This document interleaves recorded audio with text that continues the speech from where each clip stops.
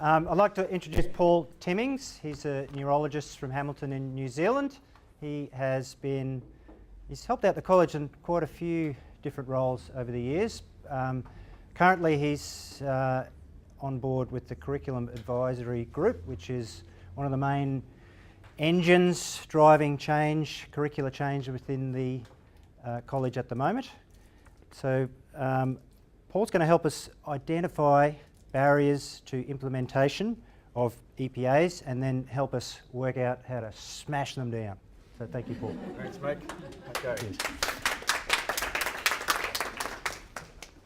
Thanks, guys. So, as Mick said, I'm a neurologist. I'm the only New Zealander here today, I think. There may be a few honorary ones. But I'm on the CAG, but I'm just a cog on the CAG, really.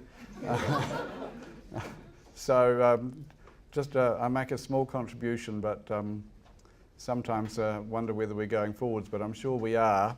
And we're helping the college go to curriculum renewal, and that's a big job and something that we can't avoid. It's coming to us and we need to embrace it, otherwise we'll be left behind. Now, I've been really excited about what I've heard today. What we need to identify is barriers to implementing EPAs and then ways to overcome those barriers. Now, we've talked about some barriers just now with Mick and Nigel, but some of the barriers haven't even been talked about yet, and we really need you to brainstorm. So we're changing gear here. This is a different type of session. We want you to put your heads together, and we want you to think about things that would stop EPAs from being successfully achieved. Things like, you know, what's the difference between an EPA and the way we work? You know, what's the value of production issues? You know, how many widgets is your department making for the management? What's the contract? What's going to happen if they don't produce that volume? Who's going to pay for it? Those sorts of things. Those are barriers. The barrier too is that if we're aiming to replicate ourselves, we're going to fail. We need to grow ourselves. To replicate a department is not going to cater for the number of people that are going to be needing services from that department in the future. We need to grow it, and so we need to have a plan there as well. So there are lots of barriers here, and there are other barriers that I haven't spoken about. I want to allocate a task to each table. You'll be given a sheet to put your notes onto. I want you to put your heads together and discuss the questions. Discuss the questions, which are, what's your role, what are the barriers, and what are the solutions? So, defining your role as a trainee, defining your role as a supervisor, defining the role of the employer. And that might be difficult for us because there's no employers or managers here today, but we certainly see how they think, and so we want you to try to second guess them and help the college to overcome some of the barriers that they may feel that they need to erect. Often ask, you know, nursing staff. Just go for practices or Understanding the scope of practice. Feedback and all workplace learning assessments and you roll at the end. But also it's hard. Everyone working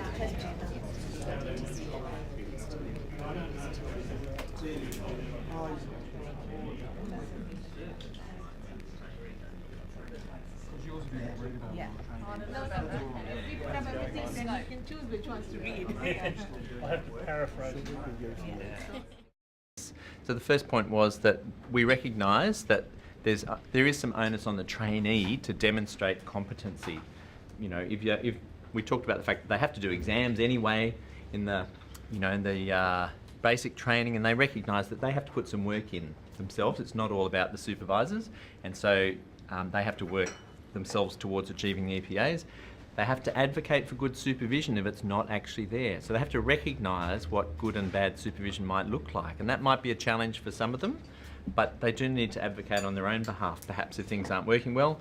recognise, and that's the same thing, when and how to get support when required. And they certainly have to prepare, so they actually have to be familiar with the EPA package before they meet with their supervisor, so they actually know what they're negotiating and take some responsibility around that. So the second thing about the role of others, so a clear statement of expectation from the college, which I guess we would expect. Expectations from at the local level, so from the service providers and employers around trainees and implementing EPAs as well. Now that might be a bit hard to actually come up with, but Mick mentioned that his service is already doing some of this work, which is fantastic, and I'm sure he'll be very keen to share it all with us at some point. It's in the solutions sort of. Yeah, supervisors to advocate for trainees. Obviously, supervisors have a role in doing that and to support their progression. And supervision from staff at different stages of their career. I can't remember what the details around that particular point was. Guidance from the supervisor around appropriate goals and the particular EPAs. But there's also a responsibility to the wider public to ensure the quality of the graduates that we're producing. So that's one of our, the college and the employer and ourselves as supervisors to ensure that we have quality trainees.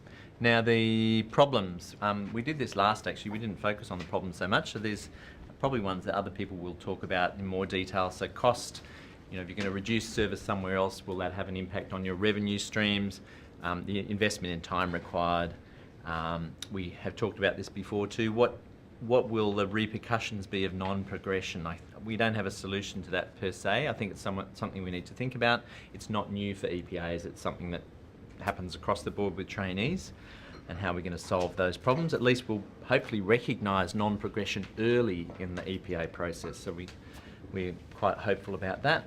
And the disparity or the conflict between service provision and training. The last bit, what would help me to solve potential problems?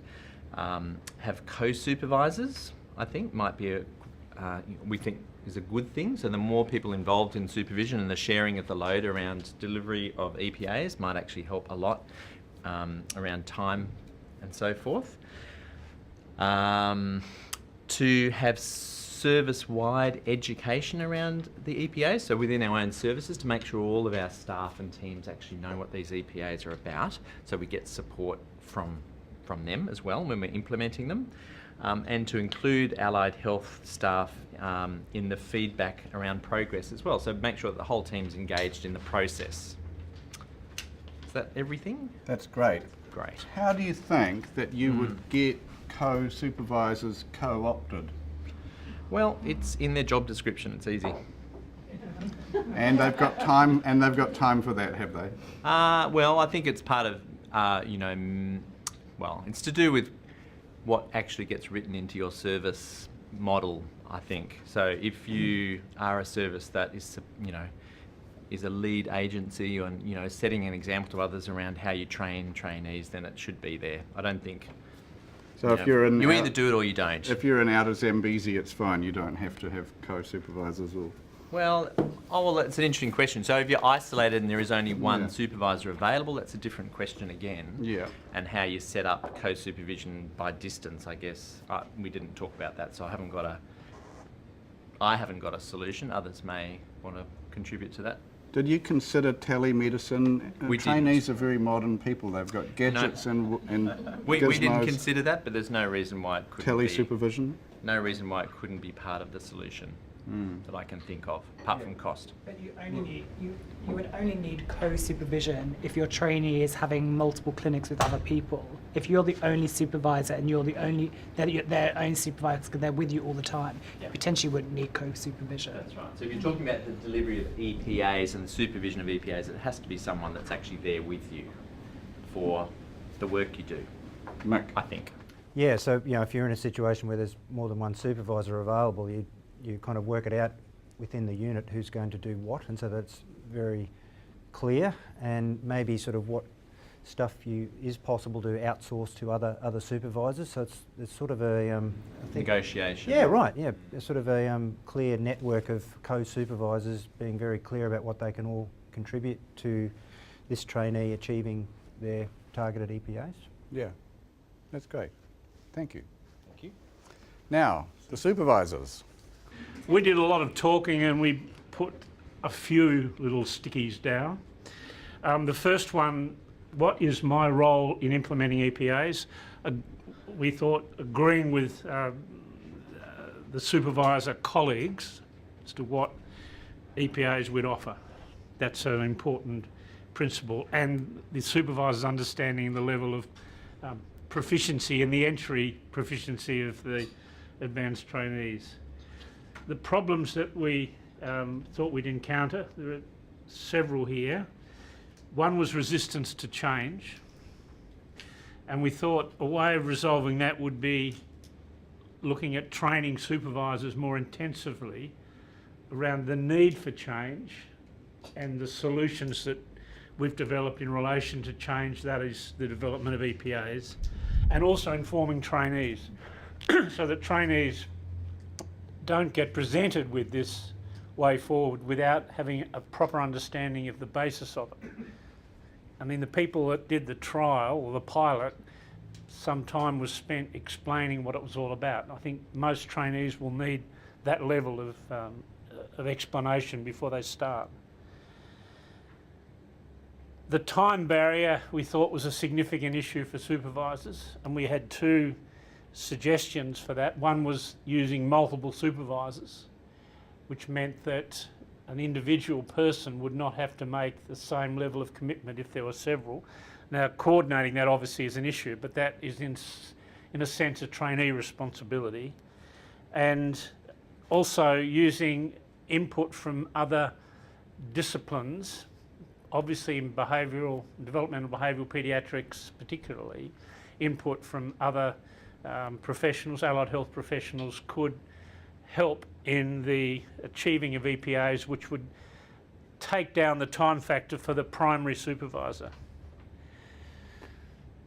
The role of others in implementing EPAs.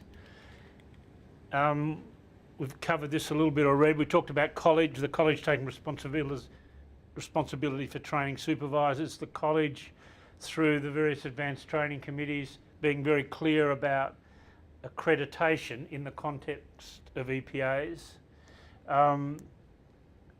There could be some obstruction from governments and finance departments in hospitals, so there's a need to consider how to approach that part of our organisations in relation to EPA development. We don't have any solutions to that, but it's an issue that we need to consider. What would we need to help avoid or solve problems? Promoting and valuing supervisor education and mentorship. And that comes back to what we were saying before about the college providing well-designed training programs for supervisors so that they can properly inform themselves and make a decision about whether this is something that they want to commit themselves to. My personal view is that there'll be some supervisors who won't want to be involved with this. But to me, a lot will, particularly younger consultants who will see this as a way forward.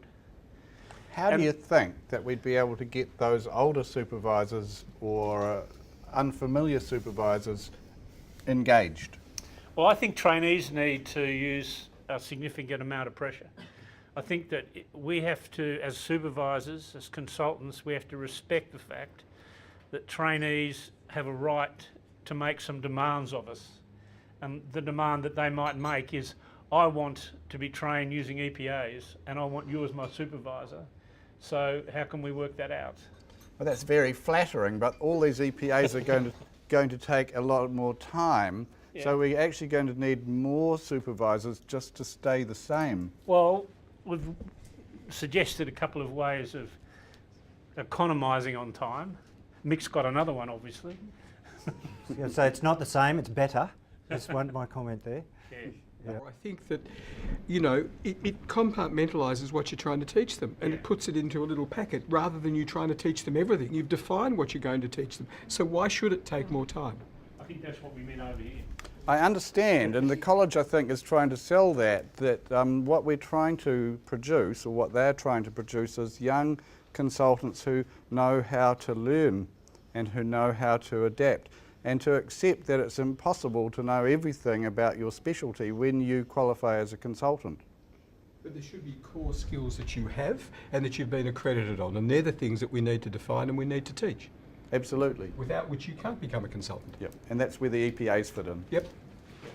The other issue that we thought was important was using what you do in supervision as part of your CPD, so that you can actually get more value, because we all know what how difficult it is to fill out your CPD, but this would be a very useful way to increase the points that you score. That might be a good incentive for consultants. Yeah, sure. Okay. Thank you. That's great. Thanks very much, guys. Now, one more point from Mick. Yeah, sorry, just a couple of quick comments. I was really moved by Nigel's comments, and I just want to spend, you mentioned the sort of more senior consultants. The guts of it's in there. You can just keep churning through those patients until you hand in your pink slip, or you can think, what's the best use of my time now? It's to actually transfer all this knowledge and wisdom to the next generation, and that is how I'm going to redefine the latter part of my career. Plan to replicate with a growth factor. Yeah, right. Yeah. So I'll call it the Hocking Declaration. You spend time on the really, really complex ones, maybe, and teach from them, but transfer the skills to the next generation. That's what it should be about. The Hocking Declaration. It'll stick. The managers, please. Can we hear from the employers group? So from the employer's point of view, and their voice has to be here, because none of this can move forward, despite agreeing with what everybody said so far. Until you've got the employers who pay the bills on board, none of this is going to be put in place. So essentially, in terms of what the employer's role is in implementing EPA, ultimately it's paying everybody's wages, and they need to balance the service provision with their requirement for training. So as public health services, they do have a requirement for provision of training, and they have a provision for quality of service. And we felt that in terms of sort of jumping backwards and forwards between solutions, but looking at the quality outcomes was the important way of discussing this with employers. To provide a quality service, you need well-trained, well-rounded doctors, and this is a system by which you guarantee the quality of the trainee and have an understanding of their competencies before they make the next step, and as such you could hopefully improve the quality of the service provision. That said, the argument is always going to be training time versus service outcomes, so quality versus quantity, and it is important to, from an employer's point of view, to understand that it is not just about the patients you end up looking after, it's about all the patients who don't get looked after, who are sitting on those waiting lists, whilst we reduce by half the amount of patients we see, so we can provide the observation and the supervision required to provide this outcome. And that does need to be balanced up before we can go any way forwards. So in terms of the employer's role, so it's about who's paying for it, the impact on service provision, which I think I've said, and how we might do that. So us employers, if we were to buy into this completely, the ways we could facilitate it is paying for it, but also looking at contracts. So I know that in the NHS, the contracts are very explicit in terms of the timetabling. There is time within the week. How well it really works, I don't know. But certainly if you look at the adverts, this is your ideal job timetable. There is a chunk of time that is ring-fenced for training. And there is so there isn't just an expectation like in our contracts that you will teach. There is an expectation that you will teach, and it is programmed into your time. And that is possibly a way forward. If employers really want to run with this, then they need to find some way of timetabling that in, and that means paying for it. And also in terms of looking at how we structure workplaces and how working environments are put together so that there is a capacity to do this within the system. In terms of who else needs to be involved, we felt as employers very strongly that we needed some significant buy-in from the college. We can't have two systems with the employers and the college, with the college dictating training requirements but with no discussion across the two. The employers can't put this into place just because the college says it's better. I would agree it's better, but we need more of a discussion than that going forward. And there's such a big disconnect between the service provision and training at the moment, and that probably needs to be moved forward. In terms of problems that might be encountered, so impact, quantity, quality, we've said. A point was raised by you, which we took on board, that a lot of the training hospitals do have a block funding over and above their ABF requirements for training, and really some transparency about how that's spent and how that's used would be a possible way forward. God knows how much it really is, but yes, let's ask the question. And really other structural services changes that you could do which will allow more time for training, and that may be more efficient uses of times, so that would allow you to provide the training and the care. And finally, in terms of solutions, more training and priorities. Oh, so we felt that if as a population, if we could demonstrate that EPAs impacted on quality of service, then it would be a much stronger way forwards. I think we've said that. And really about looking at sort of other models of how we provide training completely, which is that whole other discussion of accredited versus non-accredited positions, where you've got service provision versus training, and whether that's actually a way of being able to provide that extra training. I don't know how comfortable I am with that, but I know that's one of the discussions that's out there at the moment.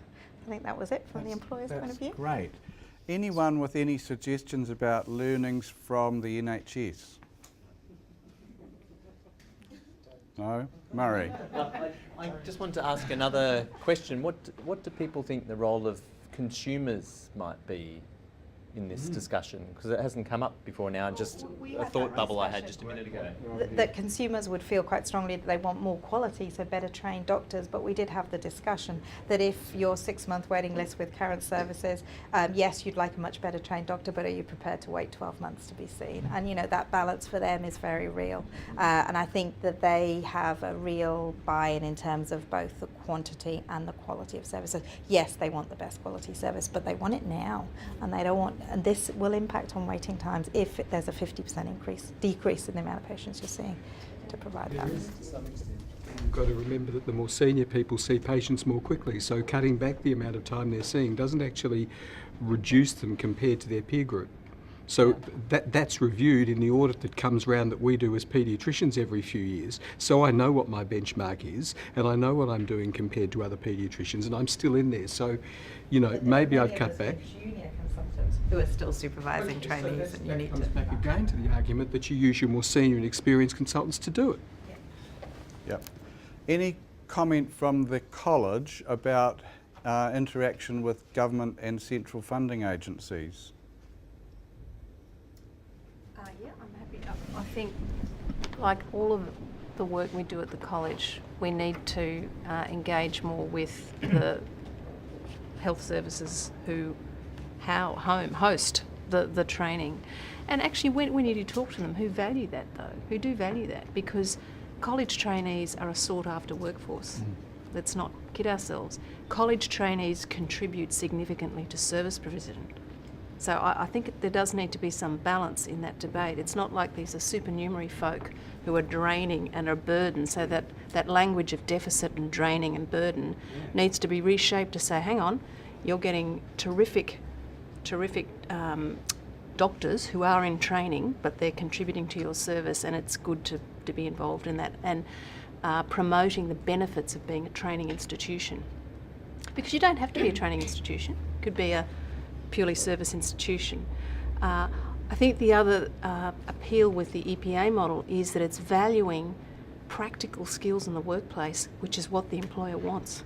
You know, they want the sorts of things that were described in those EPAs is what they are wanting day to day. So it's more real and relevant and valuable rather than some notion of, I don't know, bookwork or other work that's seen as not relevant to the service. So I think we can sell EPAs as being very relevant to them. They're a good quality workforce with very high standards and of professionalism and practice, and who are going to do good things for your health service. That's me doing a sales pitch. the point is we need to have those conversations, because I think there's still a bit of that secret doctor's business, and we're over here. We have to link those up. So some sales and marketing to health funders by the college would seem appropriate. Essential, I would have thought. Essential, yeah. Yeah. Okay, now there were 2 points over here. Yeah. I just wanted to comment on my community health service placement, where they being the pediatricians who work in that service, are under a lot of pressure to see a lot of patients in their daily schedule. But we trainees are not under that same time pressure. And so for a pediatrician who might see up to 14 patients in a working day, I could potentially book 6 patients. But the benefit to that service is that an additional 6 patients are being seen per working day. And I think those are the sort of things that you can sell to a health service, to say, when you've got trainees that are available, you don't need to pay them because they're STP funded to a large extent. You can actually accommodate their training needs, and the fact that they will also help to meet the needs of the community. Now, when I have had the need to have EPAs done with these pediatricians, fortunately they can book out the patients I'm seeing under their own schedule, and as Nigel said, they don't need as much time, but that gives both of us the opportunity to be seeing the same patient, with them seeing it under their scheduled time, and me as an additional bonus just sitting down there being assessed or observing them. So I think it works kind of like a symbiotic relationship if it's sold that way to a health service. So if it's carefully constructed, it's a win-win. Yeah, absolutely. And also, if you're going to take that aspect, you're entrusting them to be a consultant. If you then deem that they've got the competency to do that, they can then start seeing patients from a sort of a point of view without the consultant being there. So actually you're going to then see more potentially patients that where the waiting list was increasing, actually reducing it now, because now they're entrusted to be able to do it for themselves, with you still supervising them slightly, but you get through that waiting list a bit quicker because you're seeing more patients. So this is the supervision model of where you are in the room, and then you're next door, and then you're somewhere in the clinic, and then you're somewhere in the hospital, and then you're somewhere in the city, in terms of gradual backing off. And sorry, just to add to that point, also with these with this model I'm describing, it's never ceased to amaze me how referrers and the community prioritize getting the patients into those of us that are trainees rather than to the pediatricians, because they know that we have shorter waiting lists. And when we talk about quality assurance, they feel very assured. Many times I've said to families, I'm a pediatric fellow, I'm not an independently practicing consultant, and they're happy with that because they know that there's that backup there.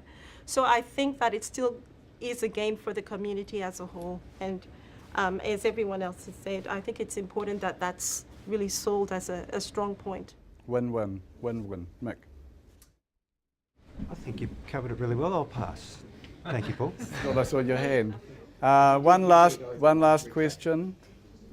Oh, well, yeah, sort of, I guess, the benefit of seeing a team is that they're seeing more than one person as well, so they're getting that perspective and then a second opinion almost as well to oversee it. I think at the end of the day, these EPAs could potentially be producing better early career consultants, and the thing about it is that if you're doing this the whole way through your advanced training, which is 3 years, that at the end of it, your self-esteem is probably going to be better. So, a lot of my friends who are in private practice, they are scared when they first start out because they don't feel like they've got that tick that says they're ready, but do they actually believe that themselves? So I think this is actually, about self-esteem and empowerment. And so that comes back to producing a quality product that is fit for the market. Yeah. Which employers should like. Okay, I think we're done. Any last requests? Okay, so that leads us on to the idea that the college is deeply involved in curriculum renewal, and that the EPAs form part of that, and when they're implemented, they'll form pieces of curriculum that will be able to be changed and modified on the fly without necessarily completely revisiting every subspecialty's curriculum in its entirety every time. And so there's a lot of advantages in being able to have a piecemeal approach to keep up with modern developments and changes in our understanding.